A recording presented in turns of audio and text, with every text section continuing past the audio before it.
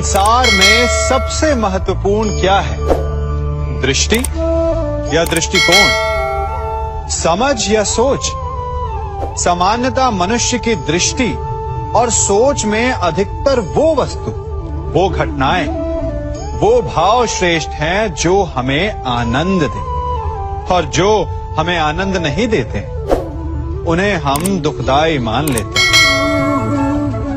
परंतु दृष्टिकोण और सोच को यदि एक भिन्न कोण से देखें तो परिस्थितियां भिन्न सिद्ध हो सकती हैं। जिस प्रकार भीषण गर्मी हमें सुहाती नहीं, परंतु वही गर्मी सागर और नदियों के जल को वाष्पित करती है और हमें मनोरम वर्षा का आनंद देती है, उसी प्रकार भीषण परिश्रम के पश्चात हमें सफलता मिलती है, इच्छा के पश्चात हमें हमारा लक्ष्य मिलता है। तो सदा स्मरण रखिएगा कि दुख और पीड़ा से भागे नहीं, क्योंकि यही भविष्य में आने वाले सुख का मूल है। जब भी आपने यात्रा की होगी तो अवश्य अपने मार्ग के आसपास कुछ रिक्त स्थान देखे होंगे, कुछ खेत देखे होंगे, कोई ना कोई भूमि का टुकड़ा अवश्य देखा होगा। कुछ स्थान ऐसे होते हैं जहां पेड़ लगे होते हैं, जहां माली बड़े प्रेम से उन्हें बोता है, उन्हें सींचता है, और कुछ स्थान ऐसे भी होते हैं जहां बिना माली के खरपतवार उग जाते हैं, कुछ अन्य पौधे उग जाते हैं। माली द्वारा उगाए वृक्ष हमें ठंडी छाया देते हैं, हमें फल देते हैं, ईंधन के लिए लकड़ियां देते हैं, और बिना परिश्रम के उपजित खरपतवार यदि कुछ करते हैं तो ये कि वो भूमि को बंजर बनाते हैं। हमारा मन भी रिक्त भूमि की भांति होता है। यदि अपने परिश्रम से उसमें सुविचारों के बीज डालोगे तो फलदायक विचार उपजेंगे, और यदि उसे रिक्त छोड़ दिया तो खरपतवार की भांति अनुपयोगी विचार आपके मन को अपना घर बना लेंगे, आपके मन को मैला कर देंगे, उसे बंजर कर देंगे। अब निर्णय आपका है कि आपको सुविचार देने वाला मन चाहिए या कुंठा देने वाला। क्या कर रहा हूं मैं? दर्पण में देख रहा हूं। आप लोग भी प्रतिदिन देखते होंगे, परंतु प्रतिदिन अपना मुख देखने के बाद भी उस पर लिखी एक बड़ी सीख देखना भूल जाते हैं। अब आप कहेंगे कैसी सीख? तो जाइए, एक बार फिर से दर्पण के सामने जाइए और मुख खोलकर देखिए, क्या दिखेगा? दंत पंक्ति और जीभा, है ना? अब विचार कीजिए, दंत जन्म के पश्चात आते, एक नहीं 2 बार आते, परंतु मृत्यु से पूर्व नष्ट हो जाते हैं, और जीभा जन्म पहले से होती है, परंतु मनुष्य के मृत्यु के पश्चात भी उसके अस्तित्व में रहती है ना? आश्चर्य की बात। दंत कठोर होते हैं, जीभा कोमल, परंतु फिर भी दंत नष्ट हो जाते हैं, जीभा नहीं होती। यही रहस्य है कि हठी और कठोर लोग शीघ्र नष्ट होते हैं, और कोमल लचीले आवश्यकता के अनुसार स्वयं में परिवर्तन ला सकने में सक्षम लोगों का ही अस्तित्व रहता है। अर्थात परिस्थितियों के अनुसार स्वयं को लचीला बनाना सीखिए और आपका जीवन सरल हो जाएगा। संबंध एक सहारा होता है जीवन का, और संबंधी वो होते हैं जिनसे आवश्यकता पड़ने पर सहायता मांगी जा सके, जिन पर विश्वास किया जा सके कि बुरे समय में वो हमारे काम आएंगे। कभी ऐसा भी हुआ होगा कि आपके पास कोई सहायता मांगने आया, या ऐसा भी हो सकता है कि आप किसी के पास सहायता मांगने गए हैं, परंतु प्रश्न ये उठता है कि क्या केवल किसी के मंतव्य में उसकी सहायता इसीलिए कर देनी चाहिए क्योंकि वो आपका संबंधी है? अब आप कहेंगे कि ये कैसा प्रश्न हुआ? तनिक सोचिए, एक अस्त्र बनाने वाला जब अस्त्र बनाता है तो ये अस्त्र किसको देना है उसका अधिकार उसी के पास होता है। वो चाहे तो ये अस्त्र किसी को भी दे सकता है, वो एक सैनिक को भी दे सकता है या एक डाकू को भी, और यही अस्त्र दो भिन्न कार्य कर सकती है। यदि डाकू के हाथों में आ गई तो उसका भय दिखाकर वो लोगों को लूटेगा, निरअपराधों का रक्त बहाएगा। सहायता करने वाले की भी अवस्था ऐसी ही होती है। इसलिए किसी की सहायता करने से पूर्व ये विचार कर लेना आवश्यक है कि किसे क्या, कब और कितनी सहायता देनी चाहिए कि उसका दुरुपयोग ना हो। यदि आपकी सहायता से कोई अधर्म हुआ तो उसके उत्तरदायी आप भी होंगे। जीवन में कई बार ऐसे अवसर आते हैं कि आप लोगों से मिलने जाते हैं और उनसे कुछ आकांक्षाएं भी रखते हैं, और कई बार जीवन में ऐसे अवसर भी आते हैं कि लोग आपसे मिलने आते हैं। इसलिए अतिथियों का सम्मान करने से पूर्व सदा कुछ बातों को स्मरण रखना आवश्यक होता है। यदि कोई आपके पास मिलने आता है तो उसके 3 कारण हो सकते हैं। पहला कारण होता है भाव, दूसरा अभाव और तीसरा प्रभाव। तो जैसा अतिथि उसको वैसा ही सम्मान दे। यदि आपके पास कोई भाव से आए तो उसे केवल आपका प्रेम चाहिए, आपका सानिध्य चाहिए, और यदि कोई अभाव में आया तो उसकी उतनी सहायता अवश्य करें जितना आप करने में सक्षम हो, परंतु इतनी अधिक भी ना करें कि वो उस सहायता का दुरुपयोग कर बैठे। और यदि कोई प्रभाव में आया तो स्वयं पर अभिमान ना करें, क्योंकि कभी ना कभी जीवन में आप भी भाव, अभाव और प्रभाव के चक्रव्यूह में फंस सकते हैं।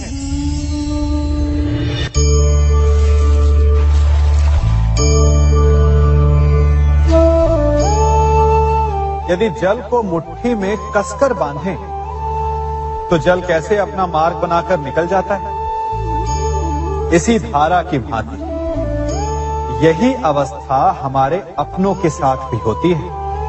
अधिकतर हम जिनसे प्रेम करते हैं, हम सदा उन्हें अपने समीप रखना चाहते हैं, स्वयं से दूर नहीं होने देना चाहते। चिंता करते हैं, भय खाते हैं कि कहीं उनके साथ या उनसे कुछ बुरा घटित ना हो जाए, और ऐसे में हमारे अपने ही हमसे दूर हो जाते हैं, ठीक मुट्ठी में बंधे जल की भांति। इसलिए जिनसे आप प्रेम करते हैं उन्हें स्वतंत्र कर दीजिए, उनकी सोच को स्वतंत्र बनने दीजिए, उन्हें अपने मार्ग स्वयं ढूंढने दीजिए, क्योंकि आप सदा उनके साथ उन्हें मार्ग दिखाने के लिए नहीं रहने वाले। इसलिए अपनों के साथ अवश्य रहें, परंतु उन्हें बांधे नहीं। जन्म के पश्चात बालक जब पहली बार अपने नेत्र खोलता है तो उसका मन उत्सुकता से भरा होता है कि ये संसार क्या है, उसे क्या दिख रहा है। ये उसके जीवन का नया आरंभ होता है। परंतु जैसे हम धीरे धीरे बड़े होने लगते हैं, अनुभव अर्जित करते हैं, हमारे मन की उत्सुकता, हमारे जीवन का चाव होने लगता है। तनिक सोचिए, जब हम सुबह सोकर जगते हैं, अपनी आंखें खोलते हैं, तो उसे ही हम अपने जीवन का प्रारंभ समझ ले तो सुबह से लेकर संध्या तक के समय को ही अपने जीवन जीने का समय समझ ले तो कितनी स्फूर्ति आ जाएगी। आप कितने काम कर पाएंगे, आप कितने लक्ष्य अर्जित कर पाएंगे। पलों से मिलकर घड़ी बनती, घड़ी से मिलकर प्रहर, प्रहर से मिलकर दिन बनते हैं, और दिनों से माह और वर्ष। यदि आप अपना हर पल हर प्रहर विश्वास से जिए, हर दिन उत्साह से जिए, तो आपका संपूर्ण जीवन सार्थक हो सकता है। मनुष्य अपना जीवन विश्वास पर जीता है, परंतु विश्वास किसका? तनिक सोचिए, किस पर विश्वास है आपको? महापुरुषों की कही बातों पर, ग्रंथों में लिखे ज्ञान पर, माता पिता की सीख पर, या मित्रों के दिए गए निर्देशों पर, या फिर मेरी कही बातों पर? ये सब विश्वास अपूर्ण है जब तक आपको स्वयं पर विश्वास ना हो। यदि विश्वास करना है तो पहले अविश्वास करने के विज्ञान को भी सीखना चाहिए। आप किसी की बातों पर विश्वास न करें। आप अपने मन से पूछें, अपनी अंतर आत्मा से प्रश्न करें, और जो उत्तर मिलेगा वही सबसे उचित होगा। जब आप अपने मन, अपनी अंतरात्मा पर विश्वास करना सीख जाएंगे तो नीति ज्ञान सब आपके भीतर से स्वतः उमड़ेगा। और यदि आप स्वयं पर ही विश्वास ना कर पाए तो धर्म ग्रंथों में लिखे श्लोक, महापुरुषों की वाणी, माता पिता की सीख या मित्रों का निर्देश कोई भी लाभ नहीं दे पाएगा। एक पिता होने के नाते आप अपनी संतान के लिए क्या करते हैं? उसके लिए बहुत सारी सुविधाएं जुटाते, बहुत सारा धन कमाते है ना? और क्या आपको ऐसा लगता है कि यही उचित है आपकी संतान के लिए? इस पंछी को देख रहे हैं, ये भी संतान को जन्म देता है, उन्हें पालता है, पोसता है, उड़ना सिखाता है और भोजन का प्रबंध भी करना सिखाता है। परंतु उनके बड़े हो जाने के बाद उनके लिए अलग से घोंसला नहीं बनाता। क्यों? क्योंकि यदि इसने संतान को सब कुछ करके दे दिया तो संतान क्या करेगी?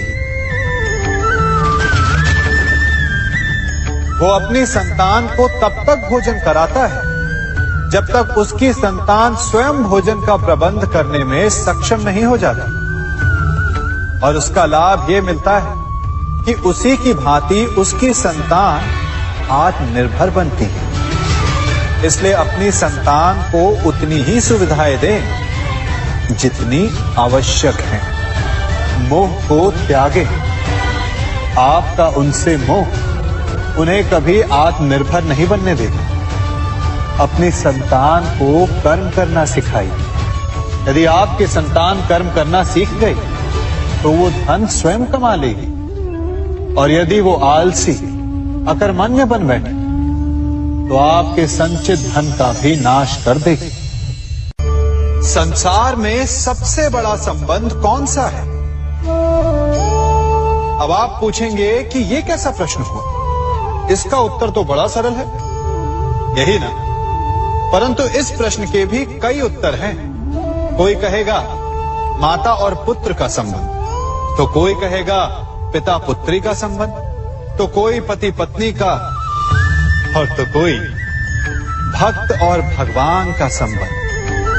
परंतु तनिक गहराई से देखेंगे तो पाएंगे कि ये सारे संबंध या तो जन्म से जुड़े होते हैं, या समाज में बना दिए जाते हैं, या फिर किसी आकांक्षा के चलते बनते हैं। तो सबसे बड़ा संबंध कौन सा होता है? उलझ गए ना? सबसे बड़ा संबंध होता है मित्रता का, क्योंकि मित्र हम स्वयं चुनते हैं, जिसमें ना कोई आकांक्षा होती है, ना ही कोई स्वार्थ छिपा होता है। यदि कुछ होता है तो केवल साथ का आनंद। अपने बीते दिनों को स्मरण कीजिए। जब आप घर से बाहर निकलते होंगे तो सबसे पहले किसका स्मरण होता था? मित्र का। परंतु जैसे जैसे मनुष्य बड़ा होता जाता है, सफल होता जाता है, मित्र छूटते जाते हैं और फिर वो अपनी आय, अपने जीवन के स्तर के अनुसार मित्रता करने लगता है।